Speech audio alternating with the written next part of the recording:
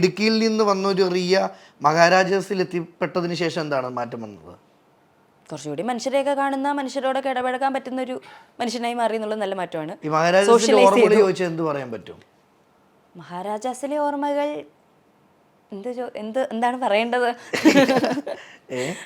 മഹാരാജാസിലെ ഓർമ്മകൾ എന്ന് ചോദിച്ചാൽ, മഹാരാജാസിന്റെ ഓർമ്മകൾ എന്ന് ചോദിക്കുമ്പോൾ റിയയുടെ ഒരു അടുത്തൊരു സുഹൃത്തിനോട് പറഞ്ഞതാ, അവിടുത്തെ ഒരു ഒറ്റ ഓർമ്മയിൽ നിന്ന് വലിയൊരു ചേഞ്ചാ വന്നതല്ലേ?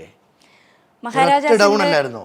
അതെ, മഹാരാജാസിലെ അവസാന വർഷം ആണ് എനിക്ക് ആദ്യമായിട്ട് ഞാനൊരു ഡിപ്രസ്ഡ് അവസ്ഥയിലോട്ട് പോകുന്നത്. എനിക്ക് ക്ലിനിക്കൽ ഡിപ്രഷൻ ഉണ്ടായിരുന്നു.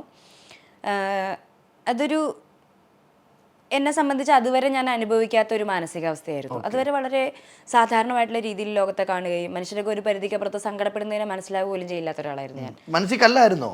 മനസ്സിൽ കല്ലെന്നല്ല, ഞാൻ എന്നെ എന്തോ ഭയങ്കര ബുദ്ധിയും ഭയങ്കര കേപ്പബിലിറ്റിയും ഒക്കെ ഉള്ള ഒരാളായിട്ടാണ് കണ്ടിരുന്നത്. അതുകൊണ്ട് തന്നെ സങ്കടമൊക്കെ ഉള്ള മനുഷ്യരെ എന്നെക്കാളും കുറഞ്ഞൊരു മനുഷ്യരായിട്ടാണ് ആ സമയത്ത് ഞാൻ അങ്ങനെ തുറന്നു പറയില്ലായിരുന്നു. ആ സമയത്ത് എന്നാൽ പോലും എൻ്റെ മനസ്സിൽ അങ്ങനെയായിരുന്നു.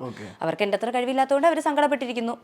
എന്നെ പോലെ കഴിവുള്ള ആളുകൾക്ക് അങ്ങനെ സങ്കടമൊന്നും ജീവിതത്തിൽ ഉണ്ടാവില്ല, ഡിപ്രഷനൊക്കെ എന്ത് പുല്ല് എന്ന് പറയുന്നതായിരുന്നു അതുവരെയുള്ള എൻ്റെ മനസ്സിലാക്കൽ. അതിനുശേഷമാണ് ഡിപ്രഷൻ എന്ന് പറയുന്ന അവസ്ഥ എന്താണ് എന്നുള്ളത് അതിനുശേഷമാണ് എനിക്ക് മനസ്സിലായത്. അതിനെ കൂടുതൽ നല്ല, കൂടുതൽ റിഫൈൻഡ് ആയിട്ടുള്ള ഒരു മനുഷ്യനാക്കി മാറ്റുകയാണ് ചെയ്തിട്ടുള്ളത്. അപ്പോൾ ആ സമയത്ത് ഉണ്ടായൊരു പ്രണയ നൈരാശ്യം എന്ന് പറയാൻ പറ്റുമോ എന്ന് ഇപ്പം അറിയില്ല. ആ സമയത്ത് വളരെ അടുത്തൊരു സുഹൃത്തുണ്ടായിരുന്നു.